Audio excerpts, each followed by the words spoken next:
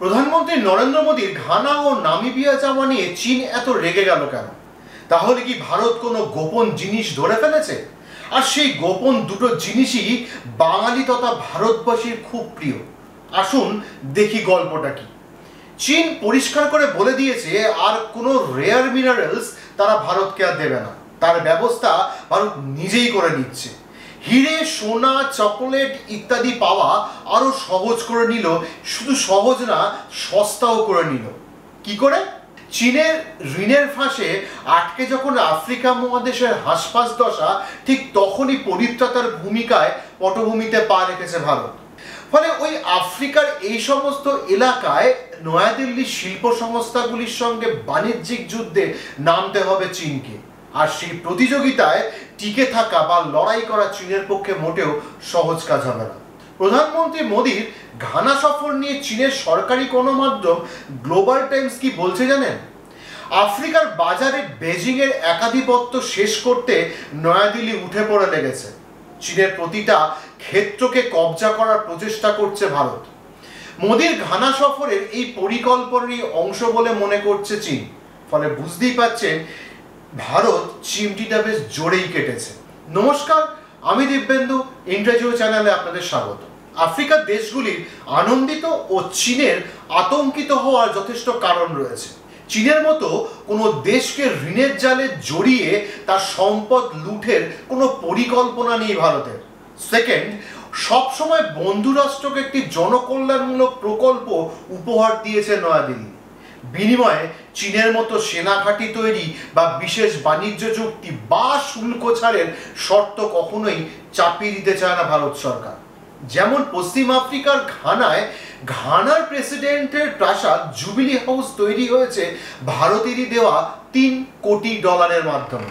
তার পাশাপাশি ওই অর্থে বেশ কয়েকটি প্রশাসনিক ভবনও নির্মাণ করা সম্ভব হয়েছিল। বন্ধুর এই অনুদান কখনোই ভোলেনি ঘানা। বর্তমান ঘানা ও ভারতের মধ্যে রয়েছে $300 কোটি বাণিজ্যিক সম্পর্ক। এই অঙ্ককে দ্বিগুণ করার পরিকল্পনা নিয়ে এগোচ্ছে উভয় দেশ। এর ফলে চীনের যে দুশ্চিন্তা বাড়বে তা নিশ্চিত। সব থেকে বড় কথা, ঘানার সঙ্গে কোনো বাণিজ্যিক ঘাটতি নেই, অর্থাৎ আমদানির থেকে রপ্তানি বেশি ভারতের। ঘানার বাজারে ভারতীয় ওষুধ ও চিকিৎসা সরঞ্জাম, লৌহ ইস্পাত, ভারী যন্ত্রাংশ, প্লাস্টিক, চিনি ও চালের বেশ কদর রয়েছে। পশ্চিম আফ্রিকার দেশটির বাসিন্দারা নয়াদিল্লির শিল্প সংস্থাগুলি তৈরি করা গাড়ি, বাইক, স্কুটার কিনতে খুব পছন্দ করে। ফলে টাটা, মাহিন্দ্রা ও অশোক লেল্যান্ডের মতো কোম্পানির সেখানে ব্যবসা ছড়িয়ে দেওয়ার এক চরম সুযোগ পাবে বলে আশাবাদী সবাই। আর মেইন আমদানি কি করেন জানেন? যেটা আপনারা সব থেকে বেশি ইন্টারেস্টিং। ইন্ডিয়া সব থেকে বেশি আমদানি করে গোল্ড, মানে সোনা। ঘানাতে পৃথিবীর 4র্থ সব থেকে বৃহৎ সোনার খনি আছে, আর তাতে প্রচুর গোল্ড রিজার্ভ করা আছে। আর ইন্ডিয়া প্রচুর পরিমাণে সোনা, গোল্ড রিজার্ভ করছে। সে তো আপনারা যারা কম বেশি খবর রাখেন তারা সবাই জানেন। এ তো গেল একটা দিক। আরেকটা কি? আপনারা যেটা খেতে খুব ভালোবাসেন সেটা হলো চকলেট। চকলেটের মেন ইনগ্রেডিয়েন্ট হলো কোকো। আর এই ঘানাতেই সব থেকে বেস্ট কোয়ালিটি এবং প্রচুর পরিমাণে কোকো পাওয়া যায়। এবার ইন্ডিয়ার মেন ইন্টারেস্টটা বুঝতে পারলেন তো? আর চীনের রেগে যাওয়ার কারণটাও আশা করি বুঝতে পারলেন। আটলান্টিকের কোলে ঘানার উপকূল রেখার দৈর্ঘ্য প্রায় 563 কিলোমিটার। পশ্চিম এশিয়ার দেশটিতে অনেকগুলি সমুদ্র বন্দর আছে। তার মধ্যে অন্যতম গুরুত্বপূর্ণ টেমা ও টাকরাদি। বিশেষজ্ঞরা মনে করেন মোদী সফরের জেরে আগামী দিনে সেখানেও ভারতীয় শিল্প সংস্থাগুলিকে লগ্নি করতে দেখা যাবে। বুঝতেই পারছেন কোন সংস্থার কথা বলা হচ্ছে। এছাড়া ঘানায় সমরাস্ত্র বিক্রি করার একটা বড় বাজার পেতে পারে ভারত। পাকিস্তানের সাথে 4 দিনের যুদ্ধে ভারতের অত্যাধুনিক হাতিয়ারগুলি যেভাবে পাকিস্তানের বিমান ঘাঁটি উড়িয়েছে তাতে বেশ মুগ্ধ হয়েছেন আক্রার ফৌজি জেনারেলরা। তারা বিশেষ আগ্রহী ভারতের আকাশ প্রতিরক্ষা ব্যবস্থা, আত্মঘাতী drone striker drone, Pinaka মাল্টিব্যারেল rocket launcher এবং ব্রাহ্মোস সুপারসনিক ক্রুজ ক্ষেপণাস্ত্র কেনার ব্যাপারে। পাশাপাশি বিপুল সংখ্যায় কামান ও মর্টারের গোলা, ল্যান্ডমাইন এবং গ্রেনেডের বরাত দিতে পারে এই দেশটি।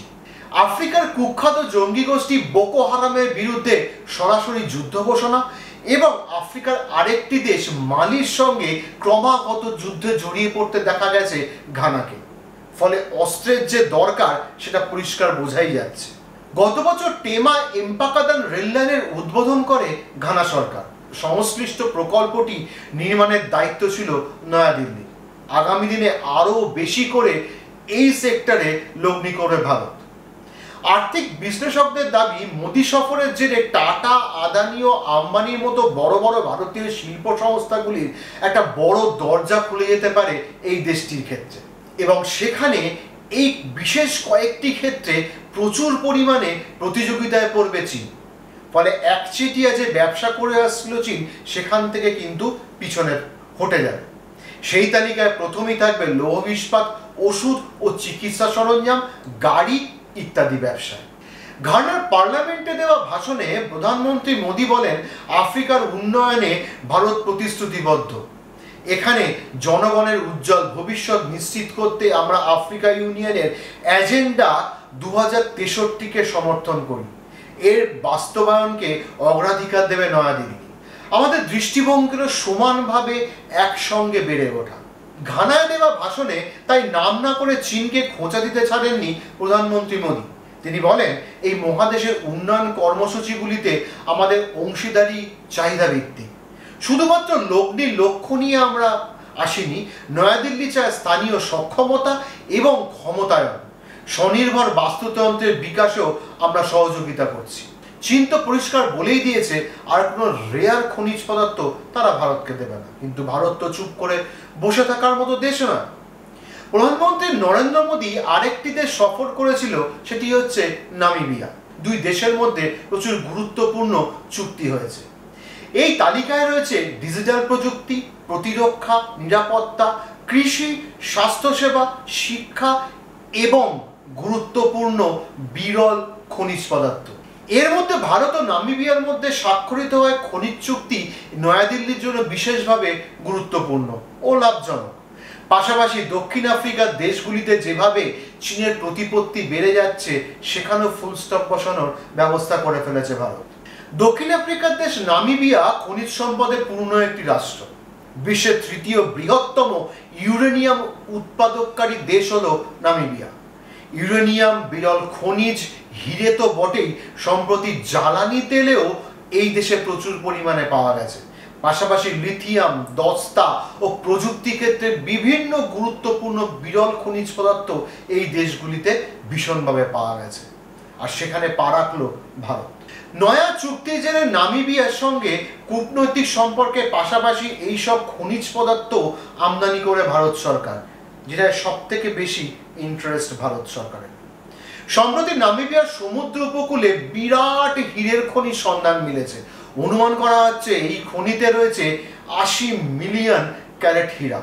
এতদিন এখান থেকে ঘুরপথে হিরে আসতো ভারতে, যার জেরে মুনাফা লুটে নিয়ে যেত অন্যান্য দেশ ও অন্যান্য সংস্থাগুলি। এবার সরাসরি ভারতের সঙ্গে বাণিজ্যিক চুক্তিতে এসে গেছে নামিবিয়া এবং একটি স্পেশাল বাণিজ্যিক করিডোরও তৈরি করছে। এছাড়া ইউরেনিয়াম, লিথিয়াম, কোবাল্ট এই সমস্ত খনিজ পদার্থ বিশেষ করে চীনের ওপর ডিপেন্ড করে থাকতে হতো, সেটা আর থাকতে হবে না। সাম্প্রতিক বছরে দুই দেশের অর্থনৈতিক ও বাণিজ্যিক সম্পর্ক আরও দৃঢ় হয়েছে। 2023-24 সালে ভারতের রপ্তানি ছিল প্রায় $418 মিলিয়ন। নামিবিয়া থেকে আমদানি ছিল $235 বিলিয়ন। বাণিজ্যের প্রধান পণ্য হলো খনিজ তেল, ওষুধ, যন্ত্রপাতি এবং শস্য। শুধু তাই নয়, এই দেশে ভারত প্রায় $80 মিলিয়ন বিনিয়োগ করেছে বলেও জানা যায়, এবং সেই বিনিয়োগের ম্যাক্সিমামটা হচ্ছে দস্তা ও ডায়মন্ড প্রক্রিয়াকরণের জন্য। নয়া খনিজ চুক্তির জেরে নামিবিয়া থেকে ভারতের খনিজ পদার্থের আমদানি আরও সহজ হয়ে উঠবে। জ্বালানি তেল তো বটেই, প্রযুক্তি ক্ষেত্র, বিকল্প শক্তি ও অর্থনৈতিক দিক থেকে মোদীর নামিবিয়া সফর বিশেষভাবে উল্লেখযোগ্য। ভবিষ্যতে আর্থিক শক্তি যোগাবে হীরের মতো মহামূল্যবান খনিজ, জ্বালানি যোগাবে ইউরেনিয়াম ও আফ্রিকার মাটি থেকে আসা বিরল খনিজ পদার্থ। ফলে সমৃদ্ধ হয়ে উঠবে দেশ। মোদির এই নামিবিয়া সফরকে আর 5টা চুক্তির মতো গণ্য করলে হবে না, বরং আফ্রিকার সঙ্গে হাতে হাত রেখে চীনকে টক্কর দিয়ে বিশ্বমঞ্চে নিজের অস্তিত্ব জানান দেওয়ার এক বিরাট পদক্ষেপ। বিদেশ মন্ত্রকের দেওয়া পরিসংখ্যান অনুযায়ী গত বছরের জুন পর্যন্ত আফ্রিকার 43টি দেশে 206টি প্রকল্প শেষ করেছে ভারত। এছাড়া ঋণের আওতায় বাস্তবায়িত হয়েছে আরও 65টি প্রকল্প। সংশ্লিষ্ট পরিকাঠামোগত উন্নয়ন প্রকল্পগুলিতে মোট খরচ হয়েছে $1327 কোটি। এছাড়া আরও 81টি প্রকল্প বাস্তবায়িত করার চেষ্টা চালাচ্ছে নয়াদিল্লি। বিশ্বের যে কোনো প্রান্তে ভারত তার ব্যবসা বিস্তার করছে।